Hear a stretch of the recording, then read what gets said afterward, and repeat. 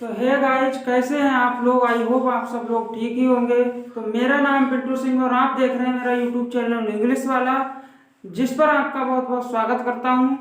तो आज मैं आपके लिए लेकर आया हूं जो इस वर्ष थर्ड सेम बी फॉर्म में है, उनके लिए मैं कुछ इम्पोर्टेंट क्वेश्चंस की सीरीज लेकर आया हूं, जिसमें आप अगर इन क्वेश्चनों को ही पढ़ के जाते हैं एग्जाम में तो इनसे ही लॉन्ग क्वेश्चन आपका फंसेगा। आपका लॉन्ग क्वेश्चन इससे ही आने वाला है। तो इसमें सबसे पहले मैंने क्वेश्चन जो है कुछ क्वेश्चंस प्रीवियस ईयर क्वेश्चंस छांटे हैं और बाकी कुछ क्वेश्चन मैंने यूनिट से लिए हैं। तो ये फर्स्ट यूनिट से मैंने क्वेश्चन लिया है। पहला इसमें पूछ रहा है कि डिफाइन सॉल्युबिलिटी। सॉल्युबिलिटी क्या है and explain method of solute and solvent interaction. Solute और सॉल्वेंट इंटरेक्शन का मेथड क्या होता है और सॉल्युबिलिटी क्या है, इस ये पूछा है। अगर आपको पूछेगा डिफाइन सॉल्युबिलिटी तो 2 मार्क्स में आएगा, या फिर ये दोनों पूछेगा तो 7 मार्क्स में आएगा। इस तरह से ये क्वेश्चन 2 मार्क्स और 7 मार्क्स दोनों में आता है।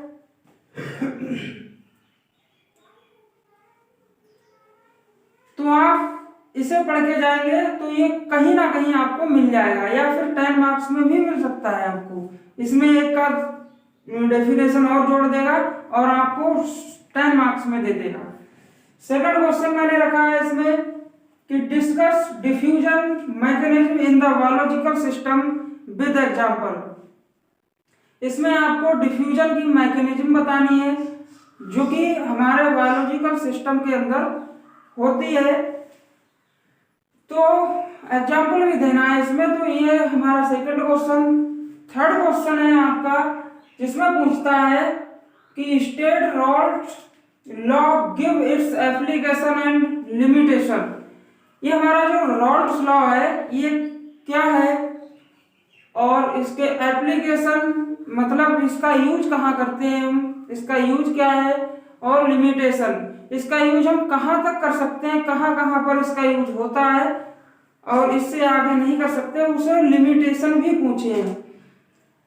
तो ये क्वेश्चन जो है हमारा ये रॉल्स लॉ अगर पूछेगा तो ये 2 मार्क्स में पूछेगा।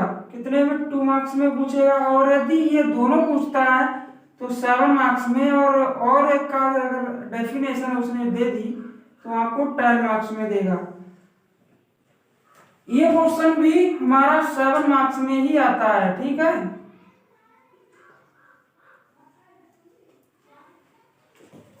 फोर्थ क्वेश्चन देखिए। फोर्थ क्वेश्चन है कि discuss critical solution temperature and application. अगर क्रिटिकल सॉल्यूशन टेम्परेचर क्या होता है मैं आपको थोड़ा बताऊं। देखिए, क्रिटिकल सॉल्यूशन टेम्परेचर, इधर टेम्परेचर एक प्रकार का ये टेम्परेचर है जो कि यूज किया जाता है पार्शियली मिसिबल। यदि 2 लिक्विड्स हैं जो मिसिबल पूरी तरह से नहीं है और इस टेम्परेचर के द्वारा वो हमारे कंप्लीटली मिक्स हो जाते हैं, वो मिक्सचर जो है कंप्लीटली मिक्स हो जाता है, तो उसे हम क्रिटिकल सॉल्यूशन टेम्परेचर कहते हैं। तो ये क्वेश्चन हमारा 7 मार्क्स में आया था।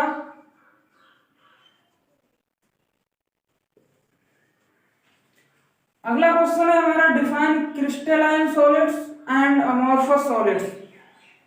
तो ये क्रिस्टलाइन सॉलिड और अमोर्फस सॉलिड्स में उसने डिफरेंस भी पूछ सकता है और इनका पूरा डिफाइन करने को भी दे सकता है कि ये क्या होते हैं। तो ये 7 मार्क्स में पूछा था। अगर डिफरेंस पूछेगा तो भी आपको 7 मार्क्स में ही देगा। 2 मार्क्स में पूछ सकता है तो इसमें से एक कोई दे देगा तो 2 मार्क्स में पूछेगा। मतलब ये क्वेश्चन जो है 7 मार्क्स और 2 मार्क्स में आना ही आना है, या तो 2 मार्क्स में आएगा या 7 मार्क्स में आएगा, कहीं ना कहीं पे पूछेगा।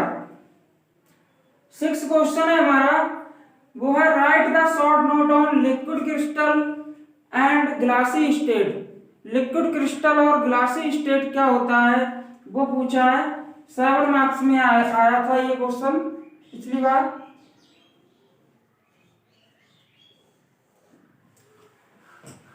क्वेश्चन देखिए आप, ये है dipole moment and dissociation constant. Dipole moment and dissociation constant with their application, ये अपने एप्लीकेशन भी पूछ रहा है।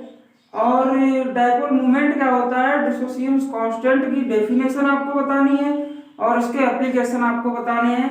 ये भी 7 मार्क्स, ये 10 मार्क्स में क्वेश्चन आया था और 7 मार्क्स में आया था।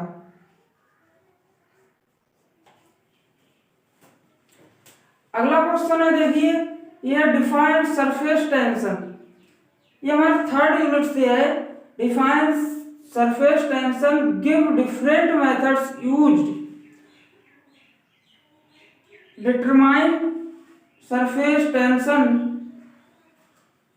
ये मतलब कि आपको बताना सरफेस टेंशन क्या होती है, इसके डिफरेंट मेथड होते हैं इसको पता करने की, कि क्या होता है, ये कितने प्रकार से होता है, हमारा कैसा कैसा सरफेस टेंशन होता है, उसको पता करने के लिए हमें डिफरेंट मेथड्स होते हैं। उनमें से एक मेथड नाम दे दिया है उसमें कि कैपिलरी राइज मेथड को बताइए, इसके बारे में आपको डिटेल में बताना है और सरफेस टेंशन क्या होती है, और बाकी आपको डिफरेंट मेथड्स के नाम तो लिखने ही है लेकिन इसको आपको फुल्ली डिफाइन करना है।